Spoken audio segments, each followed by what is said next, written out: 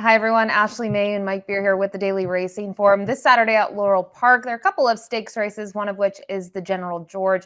It is race 8 on the 9-race program. And before we dive into the field, just a reminder, it is a holiday weekend, so plenty of racing across the country to get involved in. We do have a coupon code here, PRES25 for 15% off on the DRF stores. A nice way to get involved and maybe get some luck over the 3 days. But mentioned, we're going to look here at the General George, 7 furlongs on the dirt for 4-year-olds and upward, and similar to the Barbara Fritchie in terms of distance and surface, and also field size, Mike, with 6 runners expected. Yeah, another race like the counterpart there for the fillies and mares. It didn't get a big field, but it's pretty competitive. There were a few different horses here. I think you could make logical cases for on the win end. And 7 Ace is going to be interesting for horses such as Union Fleet. They cut back. So does Quinn's Brew. And then you have a couple of others more towards the outside that are going to stretch out in distance, with that being the 4 and the 5. So as we take a look at the Timeform U.S. pace projections, that's it favorites, front runners. You can see a couple of horses might be in the mix early. That does include the 3 Celtic Contender, the 2 Quinn's Brew, and Prince of Jericho. It'll be interesting to see, in my opinion, how close to it Quinn's Brew is, knowing that those races were a little bit longer, Mike. Yeah, he's got enough speed, but it's not like he's a total blazer. So we'll see how they decide to play it. Or he seems more like a stalking type of horse to me, but we'll see. If they're not going to go fast early in this race, he'll be right up close. Celtic Contender could easily make the lead, and I wouldn't be surprised if that was sort of their plan on the way into this. And I feel similarly about Prince of Jericho. I mean, his most recent start, they sort of got hooked up there on the pace. Maybe they didn't want to, but they sort of had to go in there. He's a horse who's drawn outside. It could easily rate. And the 1 Union Fleet does have the LP flag. Not shocking, considering that he's been towards the back of the pack in his last 3 attempts. They've been at a mile and 1.16 miles. And speaking of Union Fleet, we'll kick things off with him. The cutback, I guess, to me is a little concerning. Not that he doesn't have a good record at 7 Ace. It's just based on that lack of early foot. And I think, the field's going to get away from him early. I think that's the real drawback for him, too. His recent form is actually pretty good. And, you don't mind him cutting back overall because he's proven that he can sprint. He stakes placed at 7 furlongs as well in the past. He can do this, but he's going to need a little help up front. He might not get it. The 2 Quinn's Brew, will take a look at his most recent performance, a really lightly raced 4-year-old gelding by Mosler, who put on a show last time out in the Jennings. And this Maryland bred had no problems, even though he was kind of squirrely in this race. And he did have a little bit of greenness, but when called upon, he is going to draw clear. He beats Circle P, who will have to face once again. It's a pretty gutsy performance in a horse that now twice in his career he has thrown some big figures. Yeah, this is a good performance. So you're right. Yeah, he's a little bit goofy in the stretch here. He also did this in his prior win when he won last April, and that allowed. He did the same thing. He sees the whip and he wants to run away from it, I guess. I'm not sure what he's doing there, but it's not like it stops him, Ashley. His 3 wins are all really strong performances. Any one of those is going to give him a real chance in here. He's got the 1 loss. That's sort of surrounded by layoffs, which maybe offers an excuse. He was really bothered at the start of that race and then just got a little tired through the stretch. The 3 Celtic Contender, he was very impressive last time out. And in terms of that performance, the one thing that I think we've talked about, he has early foot, but he also showed grit last time out, where he locked up with another horse and was able to kind of fight him off and still draw clear by a length and a half. I know he didn't do that 2 starts back in the city of Laurel, but that was kind of against Open, right? So you look at his last 3 tries against the Maryland breds, 3-year-olds and upward.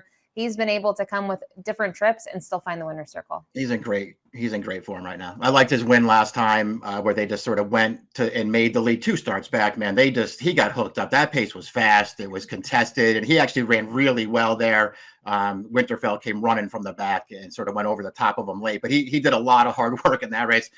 I don't know. In a lot of ways, I feel like this is the horse to beat, actually. He's in really good form right now. 7 furlongs is really no issue for him.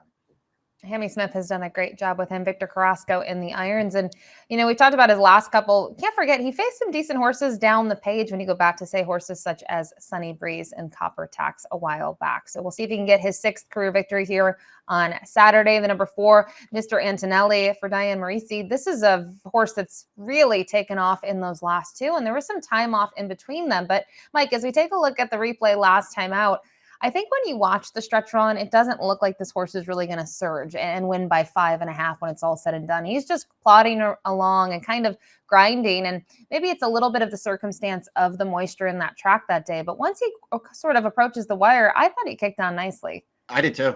Like the last furlong of this race is pretty impressive for this horse. They might have been getting tired in front of him, but he took over and then he ran through the wire. This is a good performance. I thought he did the same thing 2 starts back in November there. It sort of looked like he was just going to grind and not get there. And then all of a sudden he just kicked in at the 16th pole and got away from those horses.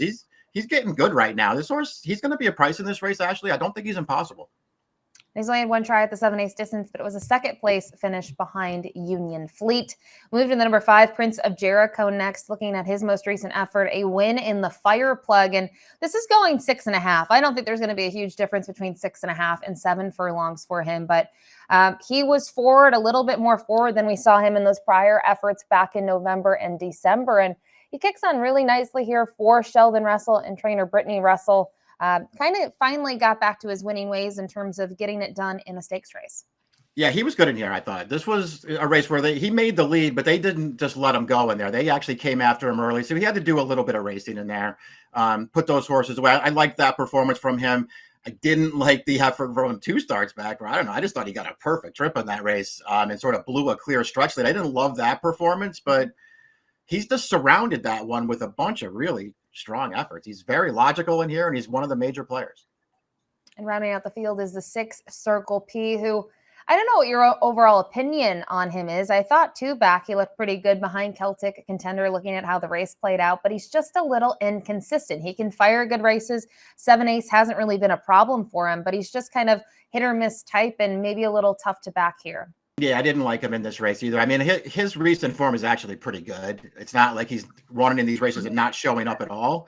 But I can't find excuses for him. And he's finishing behind Quince Brew, behind Celtic Contender, 2 and 3 starts back. And I didn't see excuses for him in those races, Ashley. I just feel like he's in tough against these horses right now.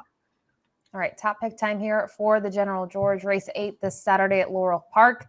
And we have all the same horses, just a little bit of a different order. You go to the 2, Quince Brew on top. Who's going to cut back in distance? I'm just going to go with the upside horse here. He's got way more upside, I think, than the other 2 horses that I have second and third. And I just sort of feel like if he moves forward at all, then he's going to be really, really tough in here. I'm just going to take him on top. Had that huge figure last time out in the Jennings. We talked about cutting back and just a consistent under-raced, really, when you think about it, 4-year-old. Now, I'll go to the 3, Celtic Contender. I do think he's the main speed in here. If he wants the lead, he can make it. I do think, though, when you look at the 5, Prince of Jericho, he can muddle things, but at least I know that the 3, Celtic Contender, can sort of adjust based on the trip that he's given by Victor Carrasco. So 2, 3, 5, 4 for Mike, 3, 5, 2, 4 for me. I think it's safe to say the wild card, the 4, Mr. Antonelli, maybe worth a look in this race depending on the price on Saturday. Good luck.